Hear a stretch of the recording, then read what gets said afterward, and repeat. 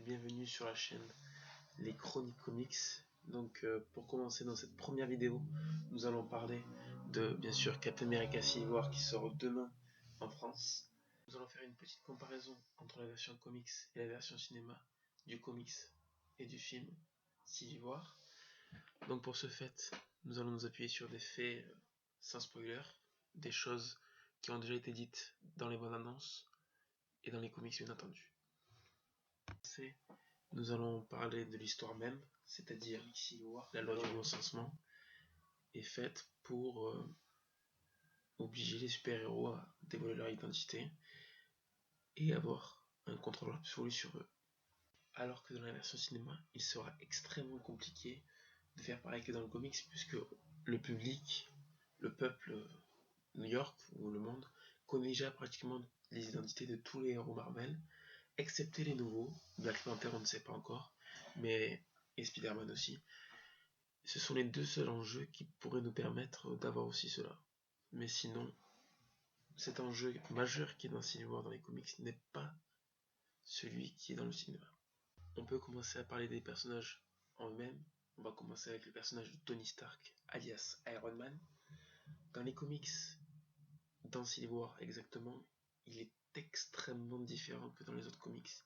Il est violent, il veut suivre ses idées. Il y a un manque d'humour autour du personnage. Il est vraiment devenu un personnage assez noir et un personnage qui veut devenir iconique vis-à-vis de la population.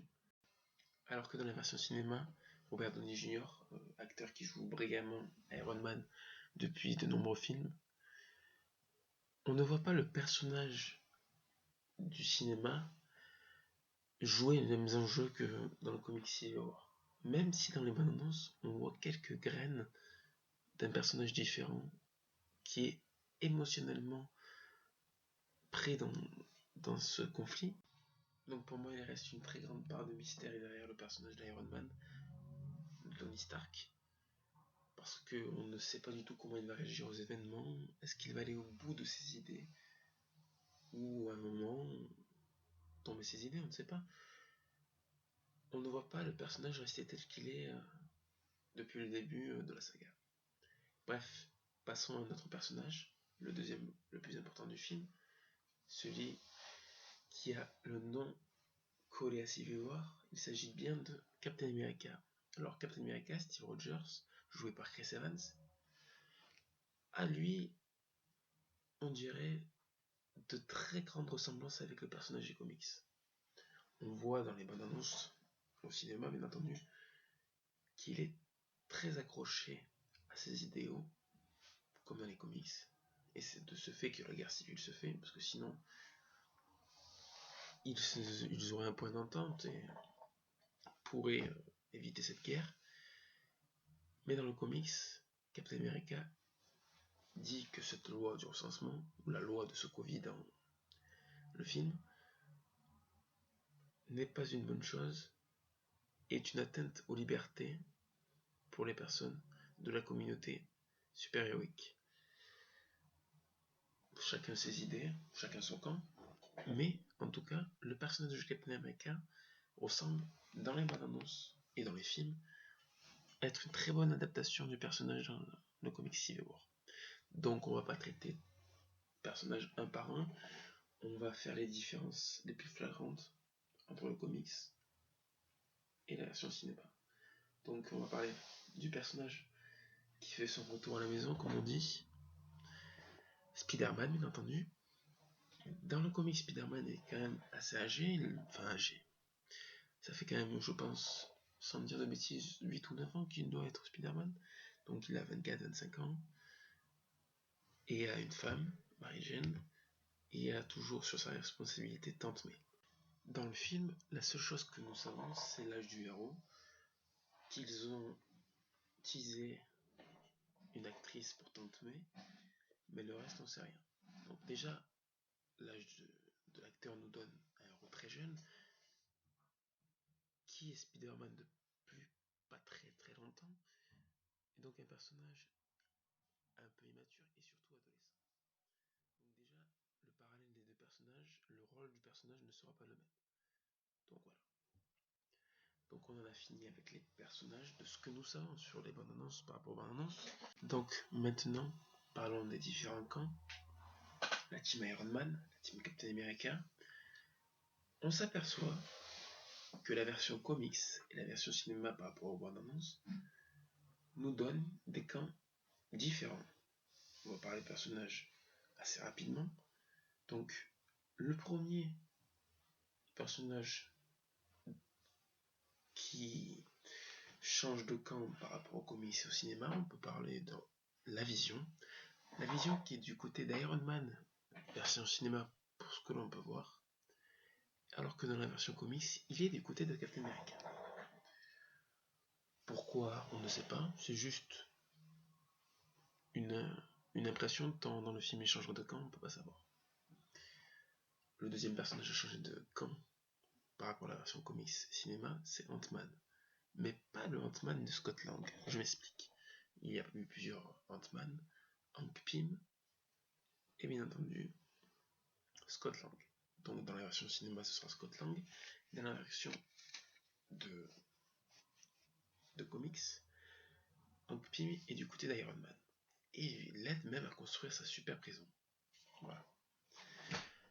Donc ce sont les deux personnages qui ont la plus grande importance et qui sont dans le film, parce qu'il y a des personnages dont nous allons parler après, qui n'apparaissent pas dans le film pour cause de droit, et qui ont une très grande importance. Les personnages qui n'apparaissent pas beaucoup, voire pas du tout dans le comics, et qui vont avoir un rôle majeur dans le film, enfin, on peut s'en douter.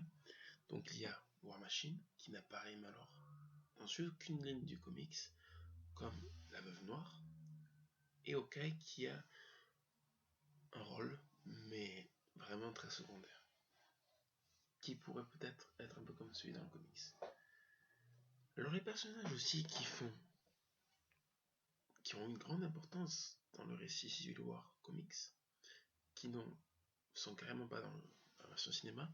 Donc on a Red Richards, qui est le bras droit de Tony Stark, et qui construit sa prison, super prison, au sein de la zone négative. Il n'a aucune place dans le film pour question de droit. Mais même s'il n'y avait pas eu cette question de droit, je pense pas qu'ils auraient pu, vu l'univers étendu Marvel, lui faire une grande place. Sinon, comme autre personnage, nous avons la femme invisible, la Torche, qui a un rôle majeur aussi, parce qu'il est le premier héros frappé par le peuple, car il fait partie de la résistance de Captain America, et il est gravement blessé par le peuple. Ensuite, du côté de la team Iron Man, on n'a pas énormément de personnages extrêmement importants. Il y a la Cape aussi. La Cape qui a un rôle majeur parce qu'il permet, au niveau de la bataille finale, de faire passer la bataille finale de la prison à l'extérieur, qui fait d'énormes dégâts bien entendu. Donc ceux qui ne connaissent pas la Cape, alors qui est la Cape? La Cape est un héros qui a le pouvoir de téléporter à travers lui-même, à travers sa cape. Donc il a pu emmener tous les héros dehors. En parlant de la Cape, il va avoir une série télévision reliée à l'univers Marvel par rapport à la Cape de l'épée, donc l'année prochaine. On va faire un état des lieux comme on dit. Donc il y aura d'énormes différences entre la version cinéma et la version comics, ça c'est assuré. On espère juste qu'il gardera les lignes et pourra même l'améliorer, parce qu'il y a beaucoup de choses à améliorer dans le comics et ça pourrait être un très grand film.